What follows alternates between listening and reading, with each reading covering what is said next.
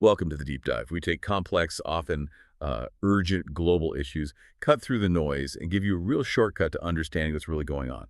Today, we're plunging into the escalating tensions between Iran and Israel, a confrontation that feels incredibly modern, high stakes, rips from today's headlines. But what really struck us looking at the source material was this unexpected link, something much older, how some people are interpreting this whole geopolitical struggle through the lens of Al-Malhama Al-Kubra. It's an ancient Islamic end times prophecy. So our journey today is, well, first, to dissect the facts on the ground, then explore that surprising connection, and finally, critically assess what the expert analysis actually says about any potential apocalyptic future. Think of this as your essential guide to a topic with huge global implications. It really is a complex topic, and it resonates globally. You're balancing these immediate geopolitical realities with very deep-seated historical and religious narratives. We're definitely going to navigate this carefully, making sure we separate the verifiable facts from, the interpretations so you get the clearest picture possible. Okay, great. So let's unpack the recent events then. Our sources point to Israel's Operation Rising Lion back on June 13th. That seems like a pivotal moment. Can you tell us a bit about the scale and intensity of that? Absolutely. And yeah, pivotal is the right word. This wasn't some minor skirmish. We're talking over 100 targets hit. And these weren't just random targets. It was Iran's nuclear infrastructure, key military sites, their missile facilities. What really stood out, though, and really raised the stakes was the reported killing of key figures inside the IRGC, that's Iran's Revolutionary Guard Corps, and also within their nuclear program. That's a direct hit at the heart of Iran's strategic capabilities, a very serious escalation. Wow, okay. And what was the immediate impact of strikes that intense? What did that achieve on the ground? Well, the effects were pretty substantial, pretty quick. Israel apparently achieved air superiority over crucial parts of Iran, especially around Tehran. That's significant. And maybe even more broadly, their long-range missile capability. It looks like it was degraded by about one-third. That's a major strategic setback for Iran. Right, so a significant blow. After Israel strikes, what was Iran's immediate response? How did they retaliate, and how effective was it? Iran didn't wait long. They launched waves of ballistic missiles, drones, targeting Israeli cities, and there were reported Israeli civilian casualties, unfortunately. But it's also true that Israel's defenses, the Iron Dome, other interceptors, they proved incredibly effective. They apparently shot down the vast majority of incoming threats. So Iran showed they could punch back fast, definitely. But it also highlighted just how effective Israel's defensive shield is. Okay, so intense military action back and forth. But what about diplomacy? Are we seeing any movement there to try and, contain this, stop its spiral? Yes, thankfully, there are efforts. We're seeing active mediation, particularly from some Gulf states. They're working hard behind the scenes to try and contain the escalation. And what's quite interesting is Iran has signaled a conditional openness to resume nuclear talks, the condition being Israel halts its strikes. So that tells us, despite the fighting, crucial diplomatic channels are still open. They're being used to look for off-ramps. That's somewhat reassuring, I guess. Yeah. But how are the leaders framing this? Is there any specific ideological language being used that adds another layer here? Oh, absolutely. And that's a really critical element. You're right. Israel's leadership, specifically Prime Minister Netanyahu, hasn't just talked about military deterrence. He's publicly discussed regime change in Iran as a strategic goal. Now, that kind of rhetoric, it significantly ramps up the perceived stakes. It moves the conflict beyond just conventional military goals into, well, a much deeper ideological territory. Okay, regime change talk, that's serious. But the real twist here, the thing that caught our eye in the sources, is this link to something much, much older. Can you explain what Al-Malhama Al-Kubra actually is? Why is it even part of this conversation? Right. So Al-Malhama Al-Kubra, it translates roughly as the Great Battle. It's a really pivotal concept in Islamic eschatology, the study of end times. It's described as basically the ultimate final confrontation that happens just before the appearance of the Dajjal, that's the Antichrist figure in Islam, and then the return, the descent of the Messiah, Dessa, who is Jesus in Islamic tradition. The traditional narratives around Al-Malhama, they paint a picture of a truly massive, brutal clash, mainly between Muslims and forces usually called Romans. Today, that's often interpreted as, Christian or perhaps broader Western powers. This huge battle is said to happen in regions like Syria, and it's expected to lead to global upheaval. upheaval, really setting the stage for the final end-time scenario. But here's what's absolutely crucial for you, our listener, to grasp. Al-Malhama in the classical text is not specifically about Iran and Israel fighting each other. It's envisioned as a much broader apocalyptic war, one that kind of evolves into the full end-time sequence. So keeping that wider context in mind is essential when we look at current events. Okay, that context is really important. So it's broader than just Iran-Israel. Given that and the intensity we are seeing right now, are there indicators suggesting this conflict could be seen as maybe a slippery slope towards that kind of Malama? What are people pointing to? Yeah, that's the key question, isn't it? And looking at the source material, you can see why some might make that connection. There are a few indicators that seem compelling, at least on the surface.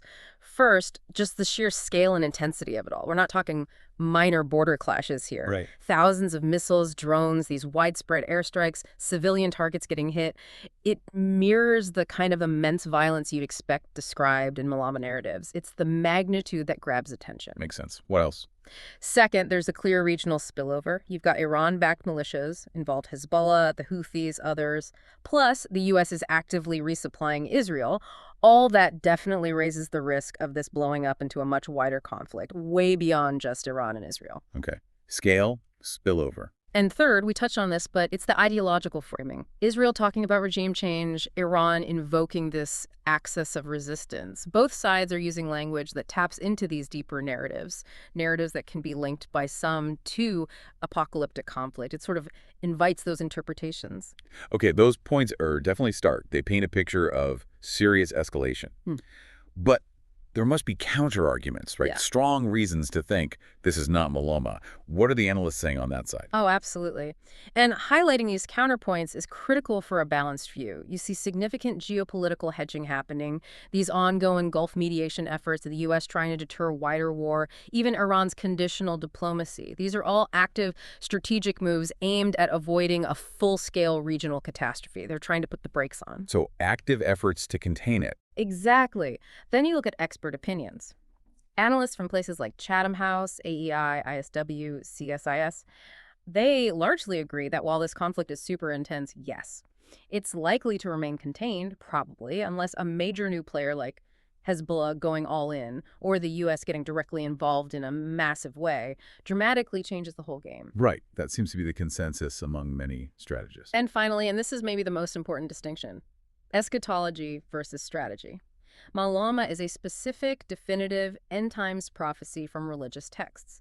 Now, while some commentators, the source mentioned Imran Hussain as one example, interpret current events through that specific lens, most mainstream policy analysts, and actually many mainstream religious scholars too, they look at this and say, well, this doesn't really align with the classical specific signs of Malhama. Making that distinction between interpreting events through faith and analyzing them strategically is, well, it's key for really understanding what's going on. Okay, that's a crucial distinction. Eschatology versus strategy.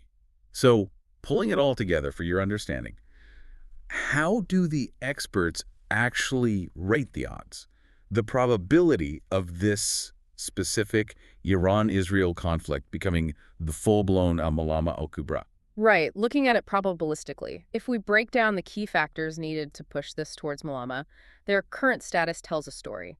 Broader regional involvement beyond just the current proxies, that's rated maybe moderate. It could escalate further, but it hasn't fully tipped over yet. Okay.